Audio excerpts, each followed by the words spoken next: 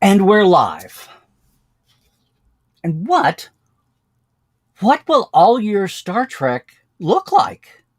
Today on episode 241 of Trekland Tuesdays Live.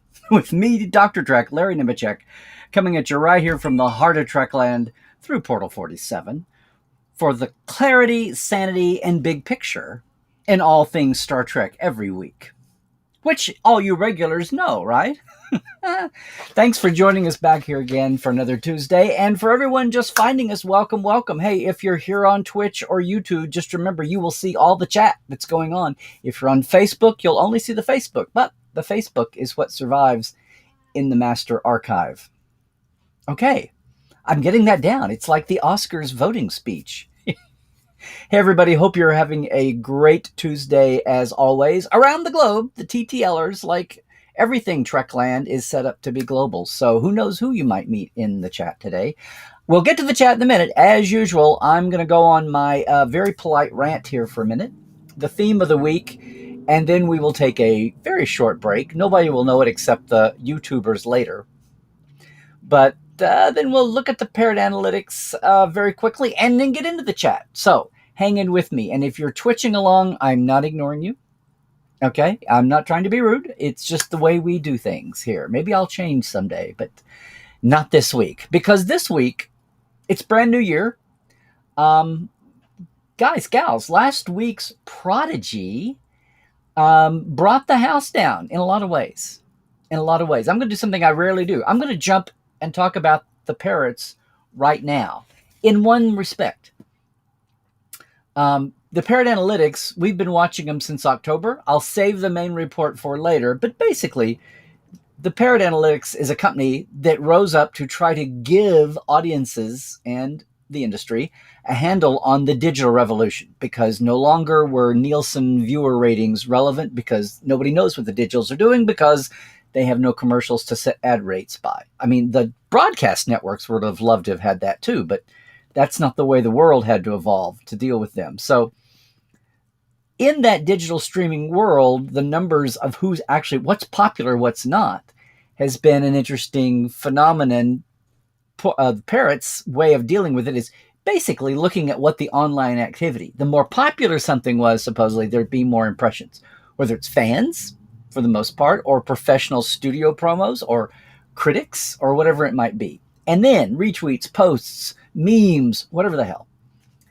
And the thing is, the suspect thing about that is who's jumping on it? What if there's negativity about a show? Well, that's popping up too. That's been pointed out many times before. But my point to jump right to the parrots is, last week's Prodigy was amazing. I think a lot of fandom was in a meltdown.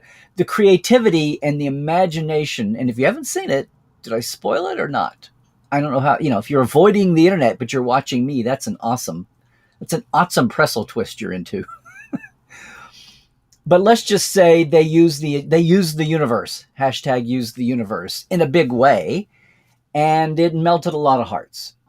And on the other hand, got an awful lot of chronology, an awful lot of canon tongues wagging too about what's going on. And some of that has been a little bit answered. And that's going to feed into our topic today too. But just on the surface of things, it's amazing. I don't know, is this the most discussed Prodigy episode to date? Maybe. It's on an upward curve for sure. But yeah, point being here, I don't know. You're going to find out. Prodigy did not crack the top 10 of Parrot's top 10 USA rankings. So part of me wants to say, and you might be wondering, wow, not that the Parrots are the end-all be-all in measurement tools, but you want to say, wow, if not now, when? And again, Prodigy still suffers, I think, from being seen as a kid's show. That's going to eventually change. It will spike in viewers and eyeballs once it gets to Nickelodeon. It'll spike in viewers and eyeballs once it gets to worldwide distribution of Paramount Plus, and people aren't having to sacrifice their sanity to watch it with commercials on Pluto TV if you're in all those countries that lost it from Netflix. But again, I'm talking about the parrots. Our lens is the parrots in the US, not to knock anybody else's countries or ratings or viewer habits, but just to keep apples to apples. I'm talking about the American top 10. And all of those things will help overseas, yes. But as far as just our US ratings, Nickelodeon will help spread the word. I think it's still suffering. People are rapidly figuring out that that's not the case, and word of mouth may get it there by the time the next 5 episodes get us to the 10, the midway break. But it's going to be a ways to go before Prodigy shows up as a big spike, even though fandom itself is melting down over the show in a good way. In a good way. But behind all that is this week's question. What will all year Star Trek look like? And I say all year Star Trek. I don't know. What's the annual equivalent to 24/7? Every hour of the day, all week long. What do we have? Do the math real quick. I should have done it. All year Star Trek literally means one new Star Trek a week. We've talked about, remember when it was 27 new weeks or whatever the meme was a couple of years ago? That was earth-shaking. And we say that loosely in excitement, but when we say all year Star Trek, what does it look like? Well, we're midway through 2 seasons right now. There are 6 more discos to go for season 4. We've had 1 down. There are 4 more left of the first 10 of Prodigy, but there's still really 10 left, which was originally the second season. Now they're calling them all the first season. So there's 6 discos, 14 left. And then there are all the Virgin seasons let unseen of 10 from Picard, 10 from Lower Decks, and and 10 for Strange New Worlds. And I'm saying 10 from Strange New Worlds. The City of Toronto website in their film industry side is saying 10 episodes. I don't think we ever got that. Maybe we did get officially announced from CBS Paramount Plus, but I'm going to say 10. So 10 and 10 and 10, that's 30. 10 plus 4, 14, do the math, 40. And then 6 unseen discos, that's right at 50. That's 50, and we're 1 Thursday down. So, okay, maybe there's 1 week technically left unheralded in 2022 if we're a 52-week year. Last time I checked, I think we are. And unless CBS Paramount Plus takes a break, maybe the week of Star Trek Day this year, they take a breather, let the panels be the big splash, and they do all the, the Easter eggs, the promotions, the big reveals, some big reveals. Whatever doesn't happen at the summer cons, whatever doesn't happen at, well, I guess I have to say Chicago now. Mission Chicago's coming up in just 2 months. That's a whole story in itself. 2 months? January, February, March, April. 3 months. 2.5 months. 2.5 months till the new official con in Chicago, Mission Chicago, which has a lot of questions around it. Maybe we'll talk about that in a week or two. But there's that. And then there's Comic-Con, just because it's the big granddaddy. Probably no huge reveals at Trek Vegas now that it's been de-licensed, but it's still a big broker. Who knows? Comic-Con New York, they like to do that there just because it's in the house and they have the Reed Pop connection now. But there is Star Trek Day, which is totally all about nothing but Star Trek. They've got the spotlight to themselves for a day.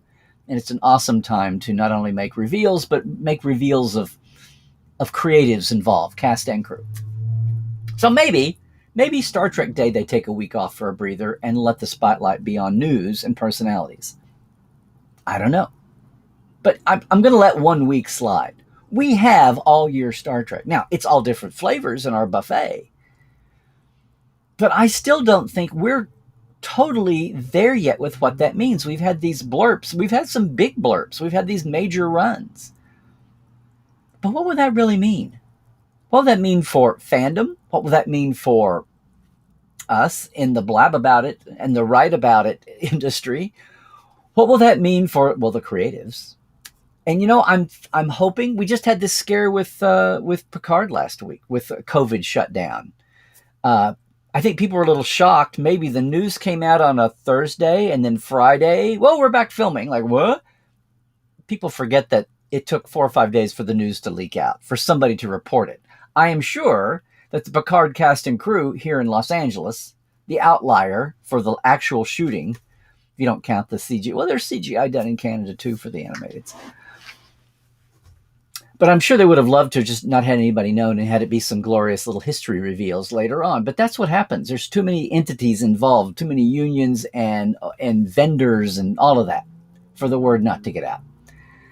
And it is what it is. It's hardly shocking. It's hardly the only thing. But they were back. Yeah, I'm sure they took 5 days, 6 days off, checked everybody, and came back. It really happened the week before. And if you check your news, remember, I have no idea. Maybe somebody has heard closer.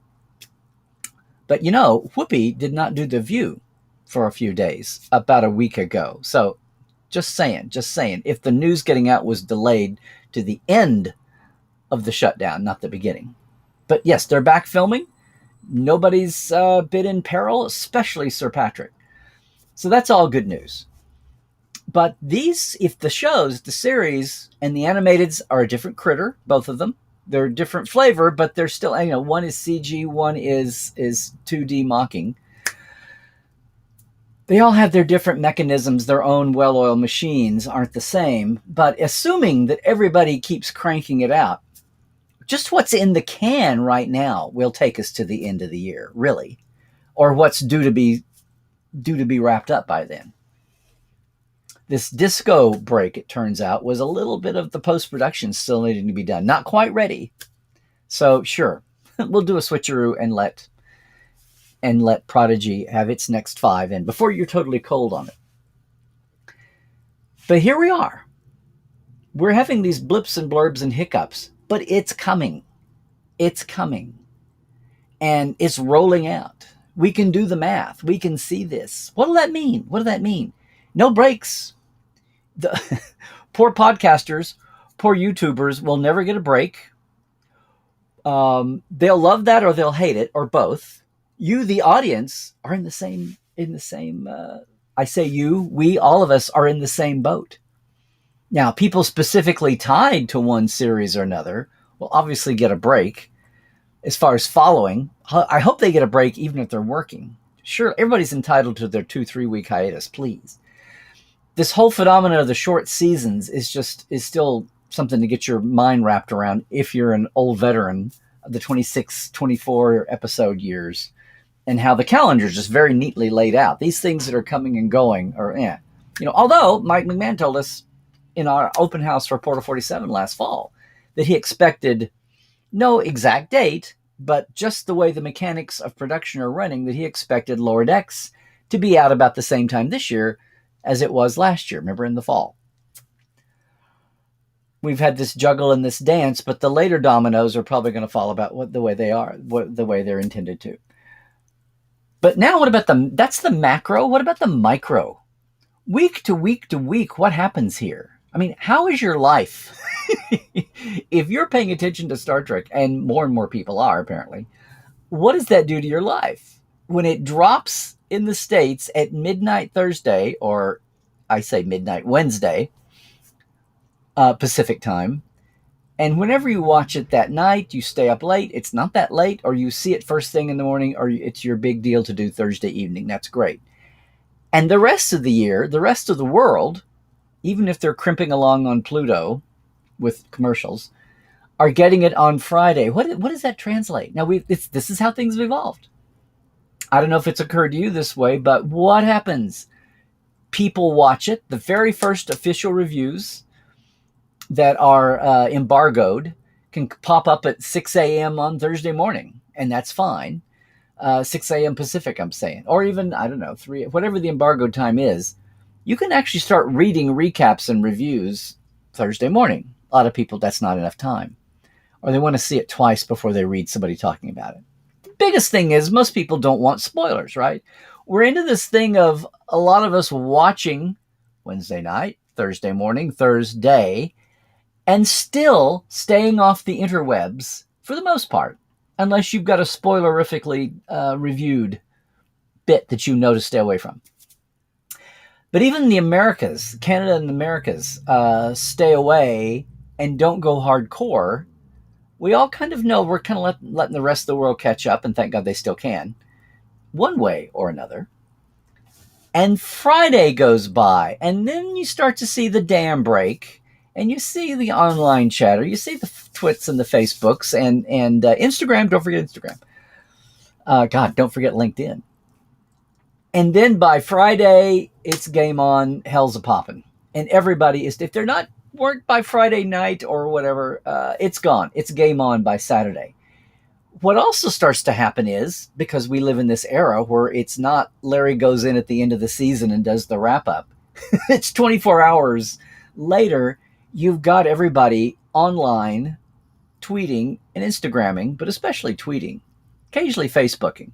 But a lot of the creatives are chomping at the bit to talk about. These are a lot of people's first projects. You see writers and directors who are so excited for it to be not just their first Star Trek, maybe it's their first professional title ever. They're thrilled to talk about it. You see art staff, visual effects, all kinds of the guilds that are especially nerdy and fit our needs. You see them popping up with little bits and pieces here and there.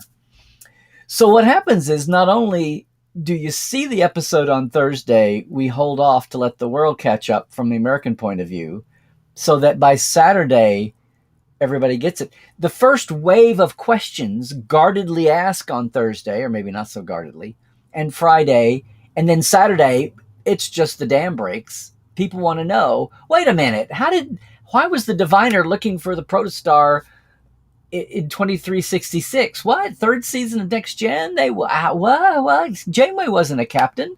That was an awful advanced ship to be in the pre-Borg era. Yada, yada, yada. But here's the diviner talking about looking for the protostar. Spoilers.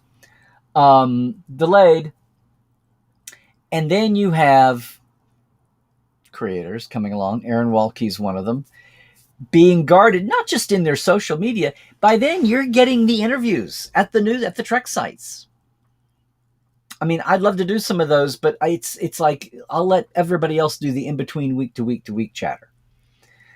But in that week-to-week chatter and one-offs and people gladly talking guardedly, because we're in serial season, we're in the era of, I can talk about this episode, but it's going to impact everything coming downstream.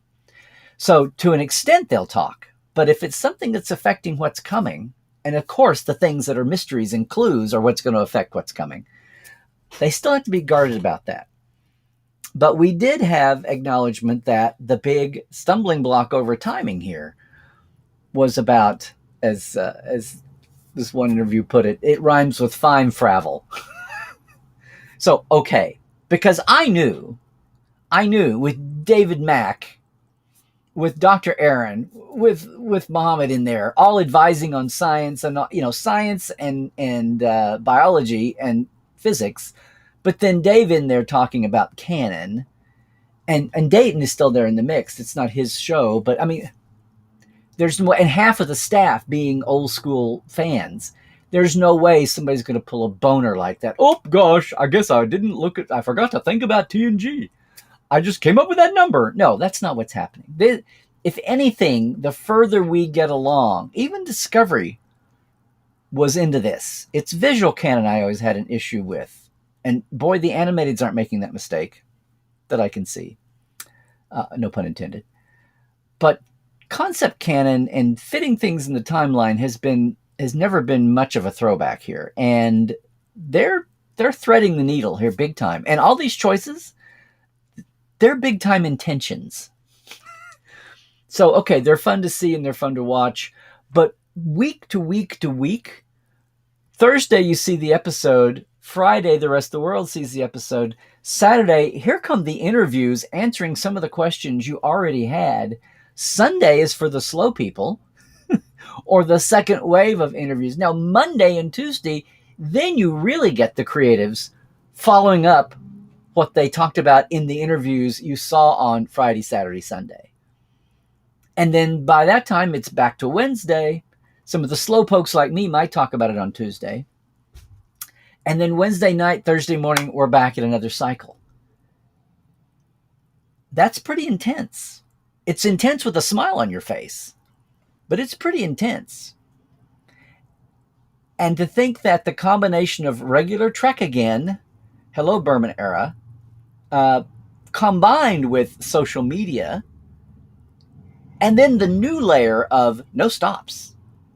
This train ain't stopping. This roller coaster is on a roll, and there ain't nobody's pulling the brakes at the end of the stop. We're going to whip right through the station and keep going. Season to season and show to show, sure, tone to tone will change after 5 or 6 or 10 episodes, but that's where we are, kids. That's where we are. No let up. Can't take a breath. It's going. And a lot of people are saying, yes, I will die with a smile on my face. And a lot of people will say, you know what? I love this one. In your best Spock iMud Android version, vision, you will say, I love you, but I hate you. Now, I'm not saying that the shows are androids and they're all going to blink and say, but we are all the same. That's not true. But that mood, that feeling will come through. Some folks will definitely have their favorites. Some folks, it won't feel like it never ends. They won't care about one show. Maybe they'll change their mind. But you can't help. Ask any parent. You want all your kids to be your favorite. They may be favorites for different reasons, but it's really hard. It's really hard to do that. And no, I don't want to be psychoanalyzed. They're all your kids. They're all in the family. They're all on the shelf. So I'm not being a Pollyanna here to say it's all going to be sunshine, lollipops, and roses. Thank you, Leslie Gore. But it's more than having nothing. And you never know when some kind of wacky little connection pops up that suddenly makes the series you're not paying attention to as much totally germane to your other new favorite or your favorite from the legacy shows. My God, after last week, what is in store? What's coming around the pike that's going to tie them all together even more? And we were all ready for that. What I don't think we're ready for is the fact that this will never stop. Be careful what you wish for, Lieutenant. You may get it. Yeah. Kill me with a smile on my face. In fact, this brings me back around to why isn't Prodigy on the top 10 parents? Aside from the fact that there are inherent flaws in the parents' philosophy, maybe, their algorithms, okay? Just the whole thing of judging popularity by internet productivity, showing up there. Is some of this just apathy? Is some of this just, say, Prodigy still being ignored by people thinking it's just a kid's show? Will that just be a matter of time knocking that down because it doesn't get the splash that a new Star Trek did, like Discovery did, like Picard did? I think Strange New Worlds, I think the wall has been built by the time they finally get the damn premiere out or allow us to see it. I think there'll be a dam break for that. And I think there's also just a prejudice, just a bias toward live action. Although we know the parrots are full of all kinds of anime and animation. So on the surface, that's not a limiting factor. Now, the anime world is not used to thinking about Star Trek as being in the anime world. And that's eventually going to change. And Lower Decks doesn't even appeal to all, despite Boimler's hair, it doesn't even appeal to the entire anime world on face value. Now, as we penetrate anime cons, when we can be live again, and the voice cast all start showing up at those because they have other voice credits. They're known for their other voice work too. And eventually that will even permeate anime world that way. No dummies there, Alex Kurtzman. It's not just about kids and a new demographic. It's penetrate a whole unwashed sea there. Penetrate an unwashed sea? That's a horrible metaphor, Larry. That's disgusting, but you know what I mean. I mean, we're on the tip of the iceberg here. This is going to do nothing but grow and grow and grow. And that's good. But for everybody with a ticket right now, who's front and center, our world is changing. We're a frog in the pot here. 3 or 4 or 5 months from now, no one's going to have big marketing campaigns about, 23 straight weeks of Star Trek or whatever it was. That no one's going to care. It'll be like yelling, look, it's a corded phone. Nobody cares. It'll be the thing. Or cordless phones will be just phones. Yeah. What does that mean for you? Can you take it? Are you ready up for this? Are you ready for your week to be organized day to day to day to day like that? Over and over and over again? Ad infinitum? No stop 'em? Yeah. I mean, sure, we're all smiling about it. as long as it's done right. And here's the final thought. Thank God. This really makes me stop and think, and maybe you too.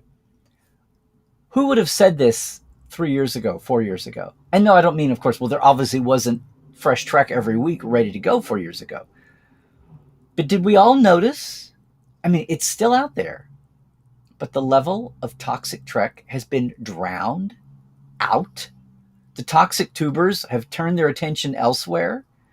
There are still the people that can't stand Discovery, even though Discovery's gone through 4 changes since they all first got their panties in a wad over it. But it's not just that. Not just that Discovery has improved. Although I have seen people recently who are bemoaning the loss of the first season or two, and they don't like the way Discovery's turned out, which is great. Fine, debate. They were rational people. It's a surprising opinion popping up, but hey, everything changes. Many people think DS9 is the best series of them all right now. Wouldn't have found that 20 years ago. So change happens, yes, but here's a change I'm glad for. So sitting here talking about endless week-to-week Star Trek, if we had had to deal with the controversy of the week as we're having week-to-week Star Trek, none of us would make it. We'd not survive. It's a testament to the maturity of the franchise with Alex's and, the secret hideout era. It's a testament to that's just human nature. It's matured. The well-oiled machine got machined and got oiled. And it's better. And you can still critique anything you want to critique. But we've come so far from that almost sacrificial lamb sent out into the big black. Look, it's the first new Star Trek in 17 years. 12 years. Weekly Star Trek, I mean. It's the first weekly prime episodic Star Trek in 12 years. That was a lone wolf sheep. It was a lonely world. And we are so far past that. It's only been 5 years. 5 years this fall. 5 years this fall. Not counting all the pre-premiere hoopla. We don't have the crisis controversy of the week anymore. And maybe that's the best thing of all about having 52 weeks of Star Trek, 50 weeks of Star Trek to look forward to. If we'd had endless Star Trek coming with the screaming, memey, loud, out-of-control troll bot army out there, we couldn't have survived. But things evolve. Change is the essential nature of the universe, as a famous Vulcan once said. And yeah, we're looking forward to it. Just be ready, guys and gals and peeps. Just be ready for your life to fall into this regimented system of dependable weekly cycles. And just remember that if you happen to miss the episode, don't wake up by Monday and Tuesday and check out the social channels of all your favorite creatives, because that will ruin it faster than what all your friends are saying on Friday. Just saying. So, I don't know. On one hand, this felt like a very soft topic, but on the other hand, you know me, I like to kind of jump in before, hopefully, if I have a thought. Maybe I'm proven wrong, but I love to see these trends on the way before maybe they become trendy. And it's not like I'm in charge of anything here, but I'm just saying, this could be the new reality. Be careful what you wish for, Lieutenant. Yeah, you'll get it. What do you think? I mean, if you're not already sound off here in the chat. New folks, old folks, we'll get to in just a second. But we're going to take a break in a moment here. Nothing for all you livers. But for you YouTubers, I just want to say, hey, thanks again for everybody helping us. First month of the year, we've already got a new Patreon. So I'm going to thank everybody there, our TTL Club. Diana Hopkins, Robin Wilson, Lawrence Todd, Anne-Marie Siegel, Keith Rombach, Justin Porteous, Nathaniel Robinson, and Blaze K. Thank you, TTLers, and a big thank you to our live wires, Rusty Harrell, Hubbeard Gun Johnson, Jalen Bullock, Robert McLean, Alan Hohenson, J.R. Poole, Byron Bailey. Hello, Dave Gregory, our first time for you, and Casey Shafsky. Thanks to all you all for helping us out on the Patreon. A few more things are going to bubble up this year, and you can help the simplest way you can help out in Trekland. Patreon.com/TreklandLive. Simple to get there, simple to jump in, $5 or $10 a month. I keep it simple. I still owe you. The holiday for me is still going on, guys. I promise to get the the $10 level, the live wire level is our past early days Portal 47 backstage interviews. I promise the holidays. To me, the holidays are still going, even though the tree is down because we're past the 6th to 10th. I'm still in holiday mode because I haven't cleaned up this warehouse office yet.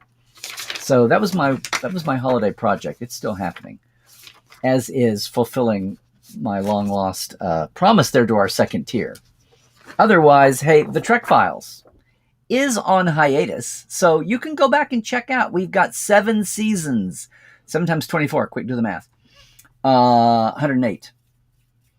We've got, right? Oh, no, 98. We've got, no, there's more than that. 168. Live math is never pretty. 168 past episodes, and a lot of them are people that are no longer with us now. You can go back and catch some of our episodes with Dorothy Fontana, Richard Arnold. We'll be back in a few weeks. Our 8th season starts in February, but for now you can catch up there. Podcast.roddenberry.com. The Trek Files is where the documents are. We're the only podcast that gives you paperwork, remember. But back on schedule, 10 o'clock Pacific on Saturdays, 1 p.m. Eastern, 6 European or GMT UK time. Life Support Live with Dr. Ali and I, Dr. Trek. Dr. Ali, one of us, is a real doctor, going boldly through uncertain times. And we do a mashup of daily tips and daily living under a theme of Star Trek. And hopefully you learn a little something, maybe feel better. I know you feel better when you join in with our lifers. We've got a good group. And yeah, a lot of our TTLers here today are in that club too. So thanks for joining us there. We'll be back. And as always, Larry Nemechek's Trekland. Where you are right now, that's it for not only YouTube and Facebook, but my Instagram as well. Love for you to subscribe and follow all of those, especially the YouTube. It's Larry Nemechek on Twitter. And if you want a deep dive in our package that's especially made for folks who are needing something new in their Star Trek and they want to get into the texture and trivia, portal47.net is your way to do it. Just go to the page and check it out. It is like a mini con all year long, all through the month. And that is it for this Tuesday. One more special I have to tell you about this Saturday, and I don't have one of my snazzy retro cards for it, but this Saturday, not visual, it's verbal. This Saturday, the Trek Geeks Network and the Roddenberry Podcast Network are combining to benefit the Hollywood Food Coalition and their allied food partners here in Los Angeles. It's a passion project of John Billingsley, but John, our beloved Dr. Phlox, Dr. Phil Phlox, but our entire Star Trek family, tons of people have jumped. Jerry Ryan just jumped in. There are going to be panels all day long. It's a marathon. It's a telethon. It's a webathon. And it's all for getting people to make donations of any size to the Hollywood Food Coalition. But there are going to be 6 hours, 12 panels, half-hour panels for 6 hours, dozens and dozens and dozens of Star Trek notables, legacy folks, current people, actors, behind-the-scenes folks. I am moderating the panel about the Center Seat documentary. And we'll have Brian Volk-Weiss, who produced it, and Gates will be on that panel as the narrator. Dr. John and Mary Jo Tenuto, who are some of the talking heads, and myself, and maybe some more surprises. And I'm on at 1:30 Pacific. So yes, we clear life support. But you check it out over on the Trek Geeks page, on the Roddenberry page. The information's there. I need to get it on my page pronto. But hopefully you can join in. Hopefully you can spread the word, spread the socials, and do a lot of good that way. Okay? Hopefully you will join us here later if you're not going to be with us live today. Hopefully you'll be with us later. And until then, everybody, what else can I say? Stay healthy. Do all the things. Stay woke in all the ways. Check your sources. Keep your mind open for the information nobody told you about. Most of all, hey, Trek well, everybody. Oh yeah, T Public Store. No sale, but T Public Store.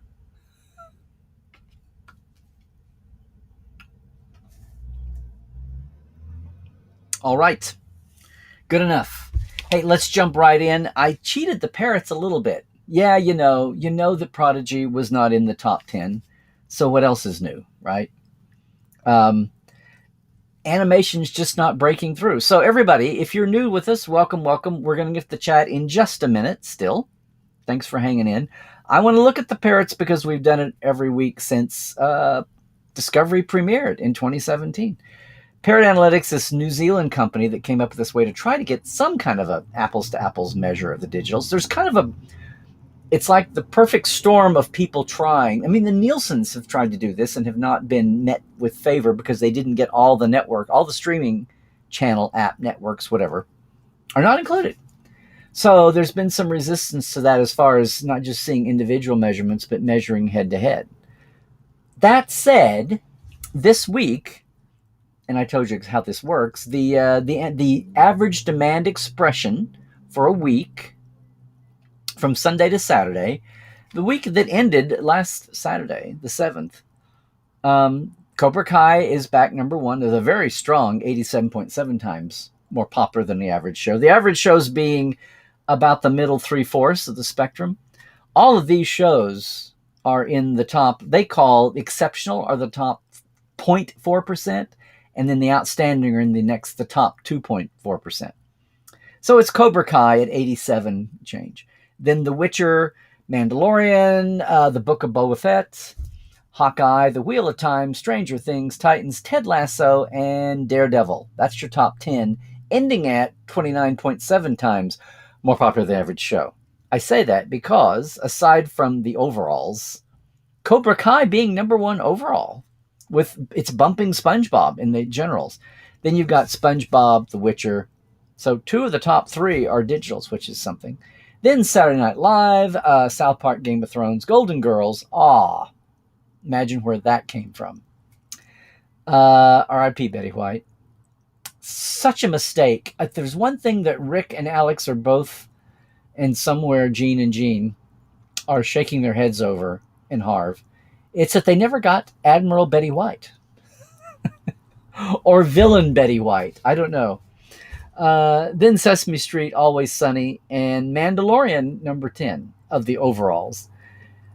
So if the digital onlys, the top 10 ended at 29.7, where does that leave Discovery, which is a week out of its last show? It's still at 24.1% on its 30-day average. That means that its demand curve for the last 30 days is still at 19.2 as a change. And its curve over the 60 days, it was an uptick curve. So there was a lot of chatter. That last Discovery was nothing to not write home about either. Had all the Canonistas' tongues wagging as well. It is still showing up as 99.7% more popular than the average drama genre show. Now, Prodigy, I think, is creeping in and is going to sneak up on people. But for right now, it's 12.9. So if the top 10, it's probably in the next 20, and if not, for sure in the top 30. But the trend line curve, that still puts it in the outstanding. It's still in the top 2.4% of all the show's parrot measures for the U.S. that week. So it's still up there. Now, its change in demand went down, 22.6, not as hot, which is interesting. It's still 94 percentile of action adventure in that genre. So I think Prodigy is just kind of quietly going to sneak back in the room, and we'll see what happens. We'll see what happens with that. Meanwhile, we'll see what's going on with the chat. I don't know. Did I shake anything loose? Did I scare anybody today? Did I sentence you to a life of routine, monotonous, by-the-book, time-wise drudgery here in your Trekness? I didn't mean to do that. I'm just curious to see if everybody really understands that there will be no more vacations in Trek. And all the good, and maybe bad? No, there can be no bad. There is no bad, only good. That means. So, and I'm, of course, as always, looking for questions. I know the chatter's going to become chatty. It's glad to see. And if you're a first timer, please speak up. And you can lurk the rest of the time, but if you want to say hi, that's awesome. Cool. That's all obviously cool. Hey, Yvette, it's been a while. I'm saying hi, seeing hi with a lot of people. Um, Come on, kids. There we go. Yes. Hey, look who's in the house with us, at least at the beginning. Hey, Dr. Noor. Yes, it was. Yes, it was epic. It was epic. And it's not getting the attention it deserves. So that's why we have to keep up the pressure. Yes. If you want a mission, everybody. But it's good to see, man. Happy New Year. Let's see. Seeing all of our great guy. There's Dave, our newest Patreoner. So good to see you, and thank us again, Dave, for helping out. Yeah, I'm sorry. Should I give you more? One of these days, I'm going to see if I can do a timer. I will see. I'll try to do that. Yep, as we saw, absolutely. Imagine that. Imagine that. Remember, it's about the chatter. Well, okay, Stephen, I'll try to overlook it this time, but I want a note from your mom next week. Wait, what? Facebook isn't working? That's interesting. I see Facebookers on here. Yeah, it was definitely the most discussed of the prodigies so far. Totally.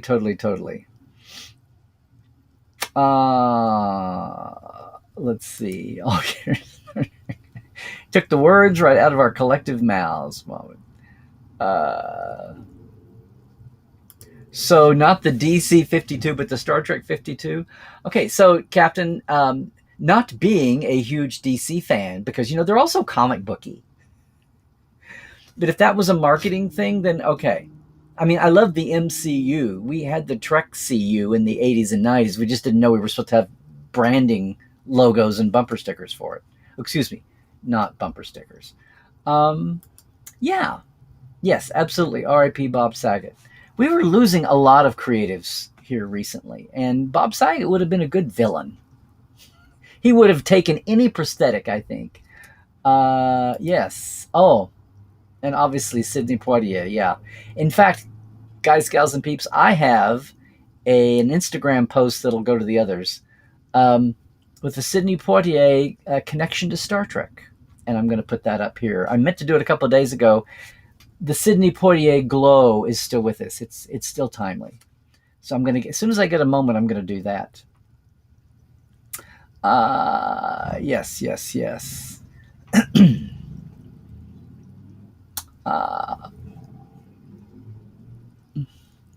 Hey, Stephen, what order? Do you still have Picard next, then Strange New Worlds? You can share it here if you want to. But however you slice and dice it, the numbers are there. Yeah.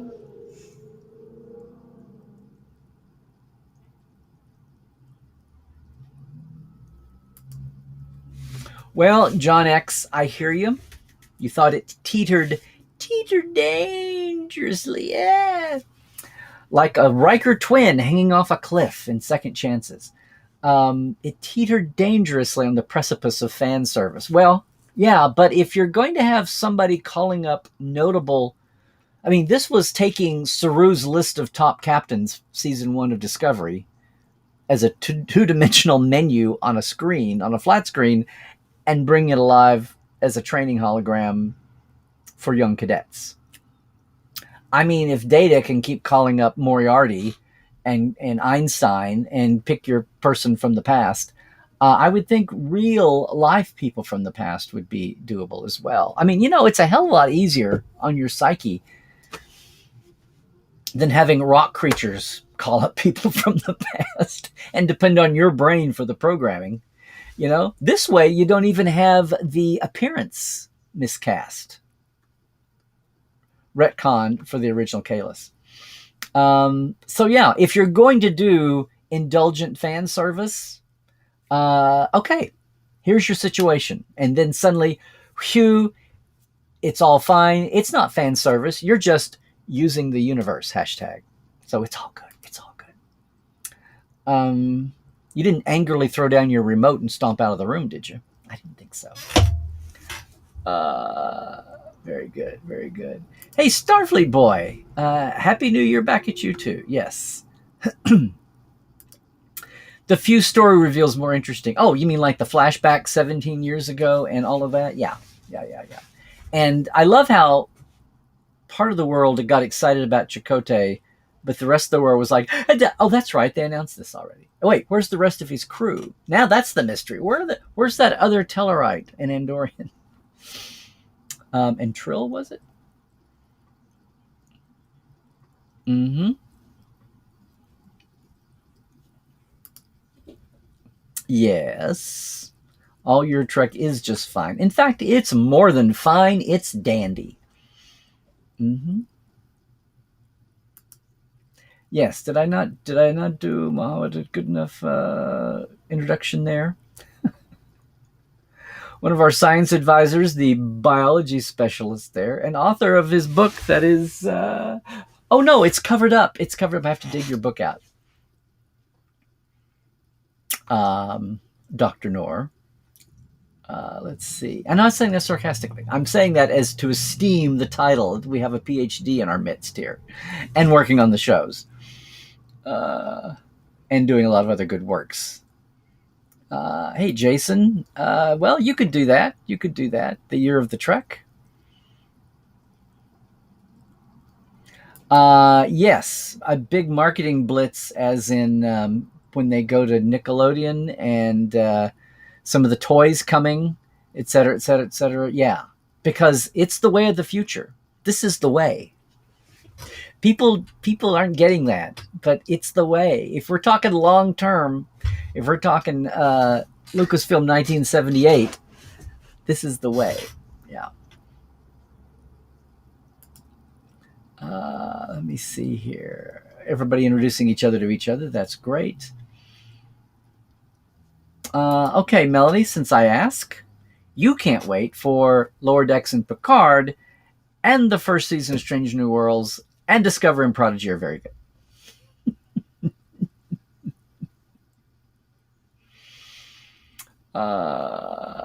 Let's see. Hey, Dick, glad you could join us on a Tuesday. Let the internet trolls be damned. I think the internet trolls are dying off. Or, more exactly, I think all the cash money, there's not enough Bitcoin in the virtual world to make up for the lack of attention they're getting over Star Trek. And not for the good. People get it. It's not going anywhere. I mean, I don't know. Has anybody seen the last time Alex was fired or Discovery was canceled? Anybody seen the last one of those? I don't know. Lots of love for Mohammed here. This is great. It's a one-man raid. Who needs Noah's Twitch army if, yeah. This is good, Jared. Good to see you too, sir. This is why you have a Facebook group specifically for Trek spoiler chat. You can go what they want in there. They don't walk in the room unless that's what they want. It's the gambling room in the back of the legit bar. Exactly.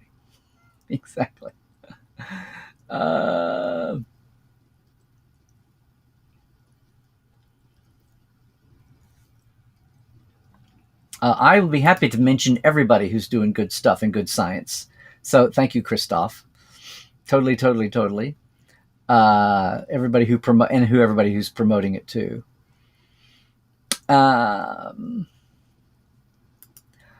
No, Melanie, I don't think. I think the point is not to have every show running an episode each week. That's what they're avoiding, and that's what the world has changed. I know a lot of the paradigm is completely different, but the days when it felt like Voyager and DS9 were competing with each other, that's another part of this that I used to do my concordances before I did the companion, and I was going to keep doing it. I did it for myself. But even that lagged once we moved out here and I went professional, because it's just a time suck. I wanted to put the amount of loving, thank God Memory Alpha was invented, because I couldn't keep up that burden. It was getting bigger and bigger and bigger. And when there were 2 series out at a time, it was just really hard to find the time to give each one their loving due. I didn't know eventually we'd have this army of people around the world having having anality fights over it, having a picayune fights over the minutia of what to define things. Once you got into the weeds, the basic stuff is out there and tagged and archived. But I think we're not. I think that's the idea: is don't have more than one at the same time, so people can focus. Now you got to pick it up and remember. But there's lots of. You've got all the promo stuff. You can always go back and watch episodes yourself. You can also watch the last time or previously on Star Trek: The Next Generation. You can also use those and all the supporting, promotional material from the studio, much less from fans. So I'm not quite as worried about that. It's just the fact of not stacking, not having them be multi-tiered, and I think that's the way to do it. Yeah, Captain, don't you know the Riker's Beard ship and club in the UK?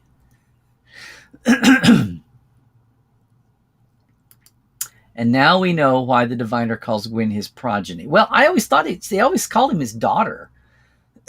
But yeah, I wasn't expecting her to be a clone. That was, or whatever that manufacturing process was called.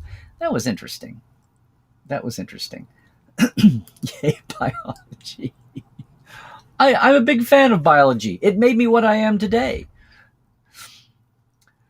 Oh, I can't believe I said that. Okay. John, you know what? When I find out, I'll let you know. Let them have a little bit of time in the saddle, okay? They need more than 20 episodes to do a print book together.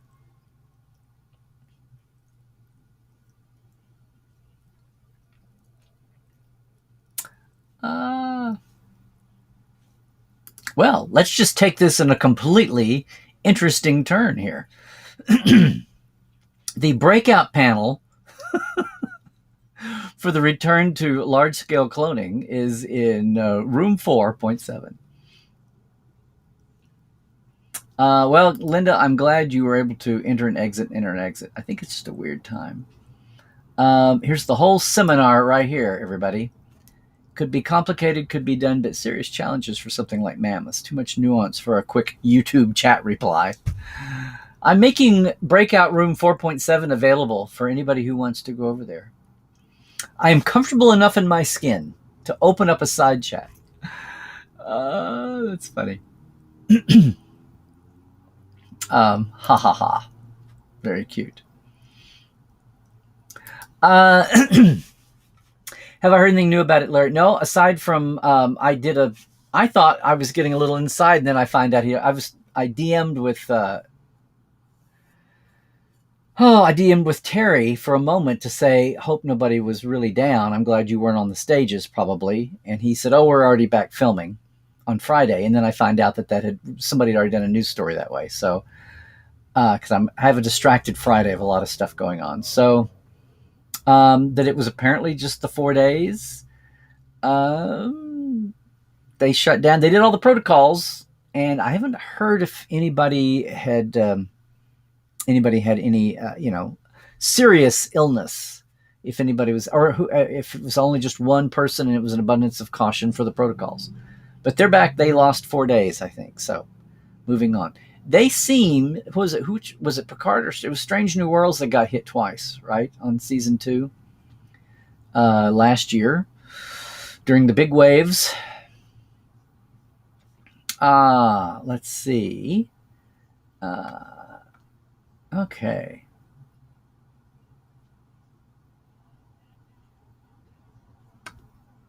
Omicron is a perfect subject for Trek. The whole pandemic is such an original series-y. But here's the thing. They would do it. The pandemic plots in Star Trek have always been the B plot. Oh, we're on our way to get this vaccine. And we're being hijacked by this villain of the week or this crisis of the week. When our real crisis is this standard thing we're going to go help some people with. All the time in the original series.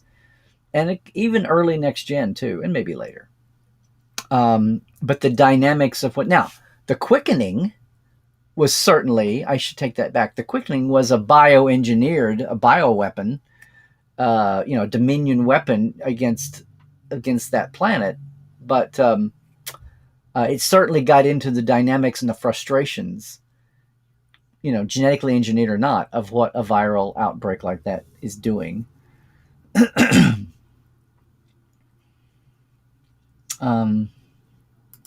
It could be worse. A whole season a day, 724. That would be, yeah. That would be the definition of burnout after about 30 seconds. Have I seen the rumor that Picard and Discovery Part 2 are both coming out on the 11th? Of course, I can't confirm it anywhere. Well, the Picard is holding over from... Has that been up? The Picard was the day before the decision to delay Discovery was made. So are we seeing new Discovery dates overlapping with no updates on Picard and people going back 6 months to the Picard info? Someone on Picard, may have been Dave Blass, said he can't imagine, or he wasn't for sure that Picard would be the next series, which wasn't about a date. So this would be crazy. I think we just ebb and flow, and things get announced. Things get announced. Thank you, Calvin. The toxic tubers are now bitching and moaning about the MCU and the DCU because apparently Marvel and DC are all about female characters, and that might be awesome. It's not true. No. Question: is the Dominion behind the DMA? I don't know. I don't think it would be the... it wouldn't... You're saying we should call it the Dominion matter anomaly? Is that what you're saying?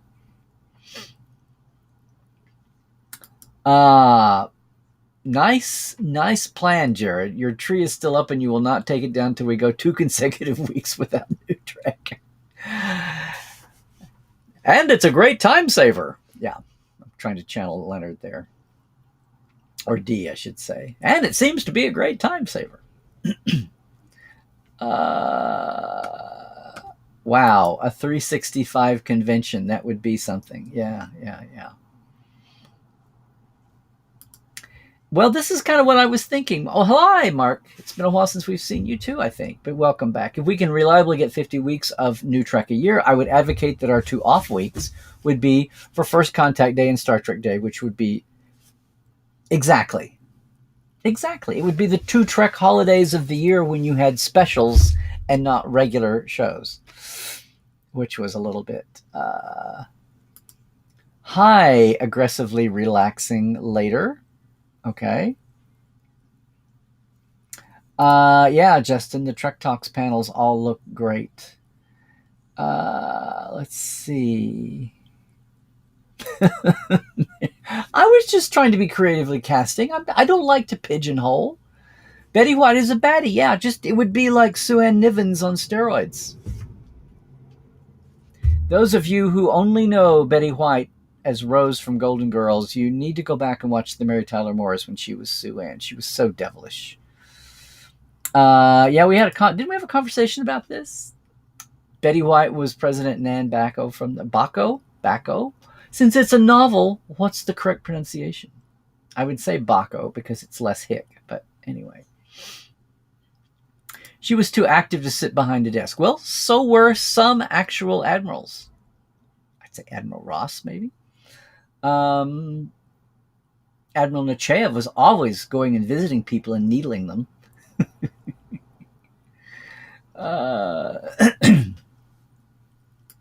Wait, who scares you every day?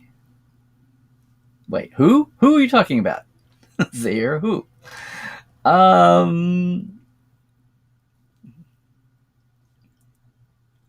Let's see. Looking for questions. Yeah, Bob Saget would have been an interesting actor in Trek, Admiral Tanner. See, I'm thinking he needs to be an alien. Now, I'm not talking about bury him in prosthetics, although if he wanted to be Cardassian or Klingon or something, that's fine. But I'm just thinking he had that, people think of him being milquetoast from Funniest Home Videos and from Full House. But the rest of his comedic life, I think he was he was loving and embracing that. He'd be an idiot not to. But he wanted the world to know that he could actually, tell a dirty joke. And I think that aspect of him, but he had a heart of gold and people are praising him for that. And a lot of people that had connections to him are coming out to talk about it. It just wasn't a big deal. But he was a good guy and had just done a 2-hour set the night before he had his apparent heart attack or some kind of health issue that resulted in a quick, he died while he was sleeping, is what all the evidence is leaning to. So yeah, I think he would have enjoyed being some kind of a juicy adversary. Maybe not an evil bad guy, but somebody with an agenda. Somebody with an agenda. Yeah, thank you, Narda. She would have been an epic badass. Yeah. Well, Mohammed, I'm all about bringing people together. That's what we do. Apparently, I used to worry about being Mr. Fact Man, but all we have to do now is just have communities and we're okay. I still like to be Mr. Fact Man, though, or Mr. Opinion Man, too. Mr. Dig it out and stick it together guy, like Dinosaur Bones.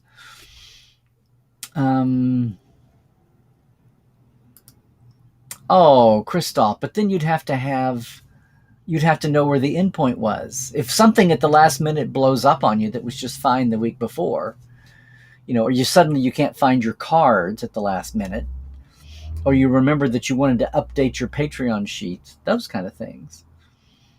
You watched a show with Sidney Poitier's daughter, Sidney Poitier, Knight Rider, the one with Val Kilmer's kit. Good.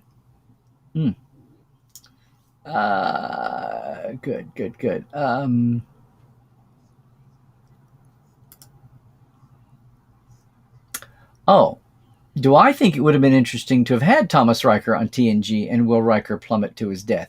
You're talking about the idea for about 5 minutes in Second Chances, TNG, when the two of them are in that cliff, to have Will die and Thomas survive to shake up the show late, with 1 year to go to shake it up. So if this was today, they might have done it. But at the time, they were all about preserving the future franchise because there would be at least one movie and probably more. And did they really want to shake it up that much? And did they want to shake up...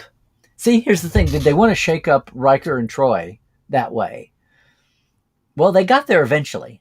So on one hand, eventually the real Will and Deanna got together the way we always all thought they ought to. It just took a while. So that would have been cheated if they just jumped right in together. And as far as relationships with others in the cast and the ship, sure, that would have been something. But, it's just what I hate is that they dropped him on DS9 and never got him out of that Dominion prison or wherever, that Cardassian prison, wherever he was. I would have liked to have seen more Thomas Riker shows on DS9. But there'd be my beef and a lot of other people's too. I would have wanted to see Cedo Jaxa followed up, which was another thread that they thought about on DS9. The young Bajoran cadet from Second Chances who went off. They always talked about getting her out of prison and having that be a new thread. But where would the story have gone? That was the thing. Hi, Ghost Rider. Hope you're having a good time. I think you've been with us before. Sound off whenever you want to. Yes, Captain Calvin, there is a huge... If you look at the franchise as the DS9 of the franchise, DS9 had a whole pool of characters because it didn't go anywhere. So there were tons of people to pull from and having recurring arcs that maybe you'd get to them once or twice a year. But it's like your friends from high school, your best friends from hometown. When you go back to see them, it's like 10 years or 20 years never went back. It's like you pick up, or from college. You see them and it's like the last year or 5 years melt away. And that's what happens with the best recurring characters on DS9. And that's what's happening with the characters they pull out of the universe. The sooner we get out of our little series boxes, the better, which is something I was talking about years ago, and they're proving it to be the case now. Chakotay, Cisco, and Janeway all show up in your story. There you go. And that's been the beauty of fan fiction for years, too, is you were able to do that. Hey, Robert, I'm glad to have you back. I hope everybody is well. Your neck of the woods. Yes. And oh, there you go. All righty. Picard first, and then Strange New World. Still in June. Okay. There we go. People. How many people are not going to make it till June? That poor show was conceived of in the 80s, I think. Feels like it. Hey, Captain Calvin, I see your not Star Trek question. I'm just going to bypass it for now. Maybe on Twitter or something. Rose, good to see you as always, and hopefully we will see you on Saturday for life support and maybe even for Trek Talks. Hello, and thank you for coming to my Trek Talk.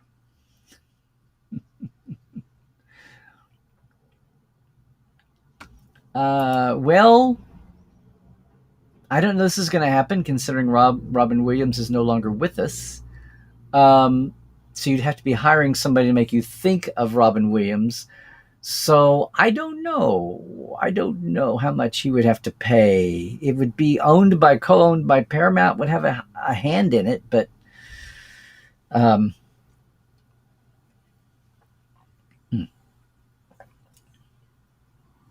oh, you want, Christoph, you just want a roulette. You want a lazy Susan. You want a revolving buffet that you don't know what you're going to get served week to week. That would be wild. It would also wreak havoc with continuity of mind of the audience. Yeah, the show shuffle. Spin the wheel and call the shot. Twister ties you up in a knot. 5 new episodes. Well, Melanie, I'll just say that not everybody is as tough and open-minded as you are. I don't know if a lot of people could handle. See, the thing is, it's not that people couldn't handle 5 shows, but people would all gravitate. It's what happened with DS9 and Voyager. People will, if people don't have the time to go all Trek on 2 shows a week, much less 5, they're going to gravitate to the one that they like better, which you go fine. But that means the other one never gets its due. Now, in the old days, in the 90s, you had the fact that you had to see UPN and have access to UPN for Voyager. DS9 was on a syndicated show that was all over the map as far as when you saw it in your city versus somebody else. So it never had a unified promotional structure. And then Voyager's was a unified promotional structure that never left the little dinky network that it was on. They never advertised it on any other networks, or independent stations. So the audience couldn't handle that. Everybody went with one or the other, or gave up on both.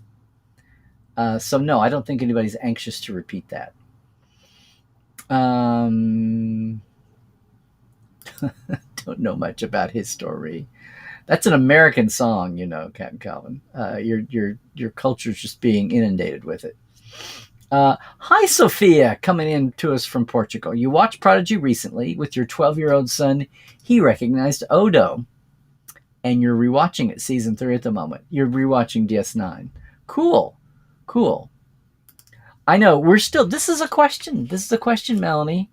If the ship is Protostar, and if Gwen is progeny, how many P words can this show be about? Who is the prodigy? Because prodigy is a Mozart. It's a young genius. So is that Gwen? Is that Dal? Is that Murph? What is it? The Omicron glory. Yeah. There you go. Yeah, the other one I forgot. Synthecoccus novae. See, they weren't really about the dynamics. These stories, well, the Omega glory was more about two factions during a pandemic that mowed each other. No, it was a silent pandemic. It only affected the visitors, right? If you didn't have the native gene. Excuse me. I mean, the dynamics of, the blight, the quickening. Trek 24/7 binge alert. Yeah, that would be it. Hi, Susan. Thank you for doing this. Here we go, everybody. Here is... Thank you. This is what I was talking about, and there's a story. So there's your link, everybody, to go to it in the chat. I'm going to leave that up there till we get another one.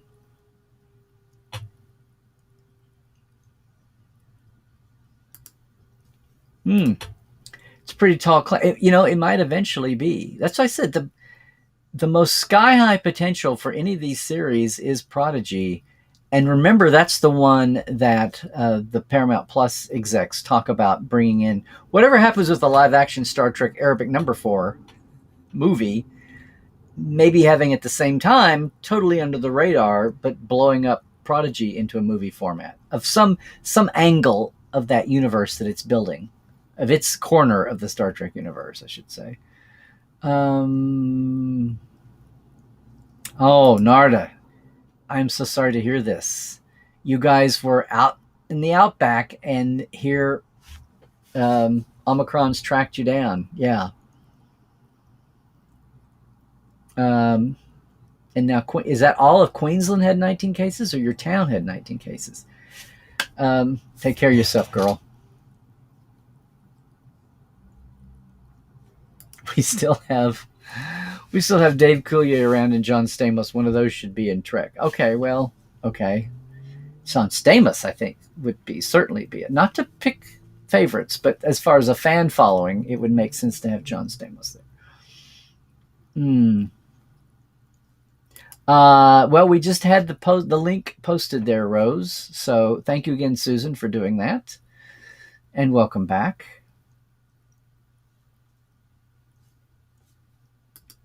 Is Zora the same AI on the Calypso short trek? Well, if she's not, that's an awful coincidence, wouldn't you say? I'm going to think so.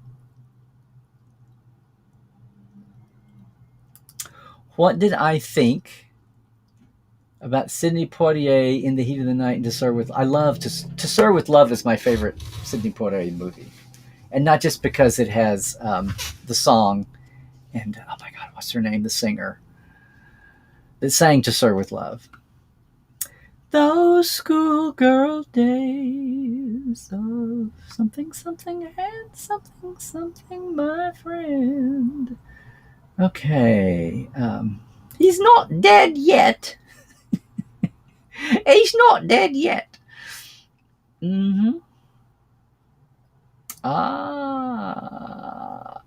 You think Thomas said, I got this, and went on. Okay, fine, Captain Calvin. Now your mind goes amok. Totally true. Okay.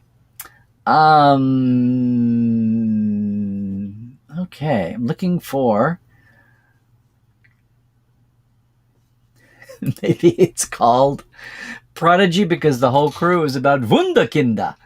Yeah.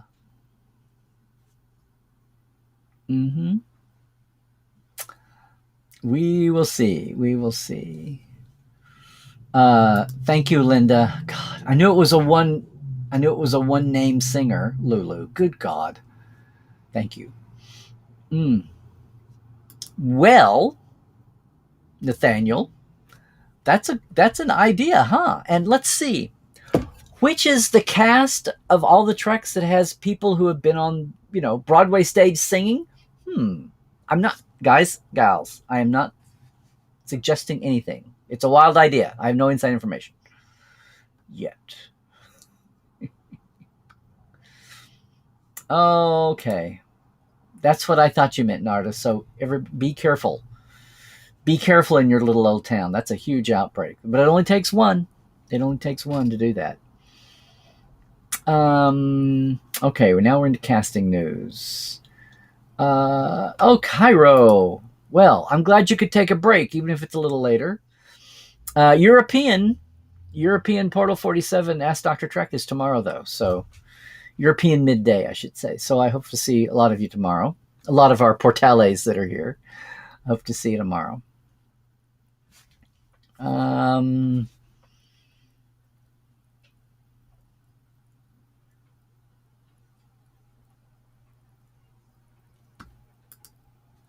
This is an interesting question, Jason. Was it important to older fandom that the older Star Trek characters aged with them?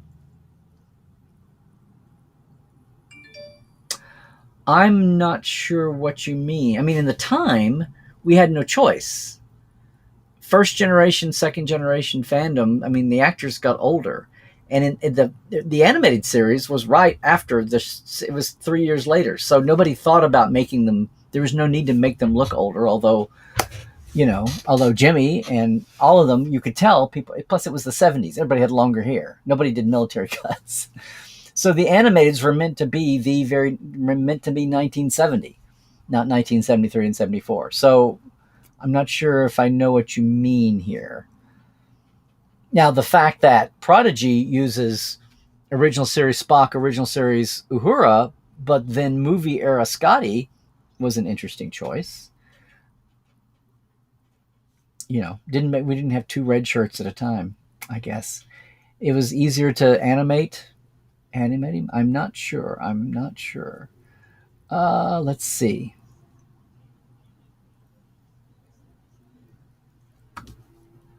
That's true, Nathaniel. Renee, Nana, and Avery, all on singing, not to mention Vic Fontaine. Just put them in the future. Well, there's another future hologram for you. Although, yeah, you'd have to pull it off the soundtracks. I'm thinking, yes. You're welcome. Thanks for you all for being there. Hey, Steven. Yeah. You hang in there. Keep doing all the things. Good deal. It is catchy. Are we at the end of the chat and no one said anything? I think we're at the end of the chat and no one proclaimed the end of the chat. Well, gang, I think we're about done then. Wow. Ooby dooby and all of that. Hey, looks like that's where we are. Once again, I guess I shook you up a little bit. I was trying to as much talk about this loose idea of intellectually just having no breaks in track with what does that mean? What does that mean for your mind and your body? Are you physically fit? Are you mentally fit enough to handle? Yes, not to paraphrase old what's his name, but the trek. You can't handle the trek when it's 52 weeks a year, but I think you can. 5 days a week, that might have been something. We would all be blithering idiots, but with a smile on our face still. So everybody, hey, once again, just a shout out from my Patreon there, patreon.com/TreklandLive. And yep, all of our great Patreon folks, thanks all of you once again for helping out here. The Trek Files is there. We are off, but I invite you to go look at the back catalog at podcast.roddenberry.com or at our page on Facebook, which is the only place you can get the docs right now. And I want everybody to stay tuned because when we come back for our 8th season, we'll have a little bit of news to go along with the Trek Files too. So check that out. Meanwhile, we will be back as we were last week. We'll be back with Life Support Live on Saturdays. Love for you to join Dr. Ali and I as we boldly go through uncertain times. The lifers are a great bunch, and we have a lot of fun. We haven't even engaged the drinking game quite as much recently as in past times. We need to get back on that. And once again, it's Larry Nemechek's Trekland. If you're watching on YouTube, or even if you're not, go over there and subscribe at Larry Nemechek's Trekland. And Instagram, too, if you can. Facebook, the same thing. Larry Nemechek on Twitter. I'm picking up lots of folks. I have no idea who they are, but they're real people. I check. And it's awesome. Trek fandom is expanding. And the newer fans are finding everybody else, even if they're in isolation, COVID or otherwise. And Trek is very valuable. It's very viable. Things like Prodigy and things like the center seat are making Trek more accessible. People they're not overwhelmed at the thought of 800 hours or whatever of Trek. So, do your part. Do your part to introduce somebody. I know a lot of you do. But having said all that, everybody, it's been great to be here with you on Tuesdays. Oh, wow. The chat just exploded. Thank you. I'm going to look real quick before I totally do this. Oh, you were talking about who was the voice. Yeah. Yes. Boom. Everybody's in your wrap-up chat. Okay. Very good. Well, see, Stephen, that's the selfish part of it. But you better make sure you're in shape for it too. All the talkers have content all the weeks, and nobody has to come up with anything. Hey, Jeff, how you doing, man? I'll say hi. I'll say hi. Um, yeah, you can trek your own way. Thank you, Fleetwood Mac, Narda. Uh, and Sophia, you can handle any trek they throw your way. Good for you. And Melanie, thank you. Thank you for that. You try to arrange appointments around Trekland sessions, Saturday and Tuesday. Oh, that's very sweet of you, too. I love everybody out there. Thanks for supporting us. It's a new year. New stuff's coming. We're trying to grow things here and serve the Trek community. I love you to come along with us. If you can, be in here with us. And if you're ready to jump in the portal, I'd love for everybody to take a chance on that, too. Okay, that's it. Everybody, please do all the things. Stay healthy. Check your sources. Keep your mind open to legit information if you check the sources. That's staying woke to me. Yeah. And trek well, everybody. Saturday, don't forget Saturday. Afterlife support. Trek Talks. Check it out.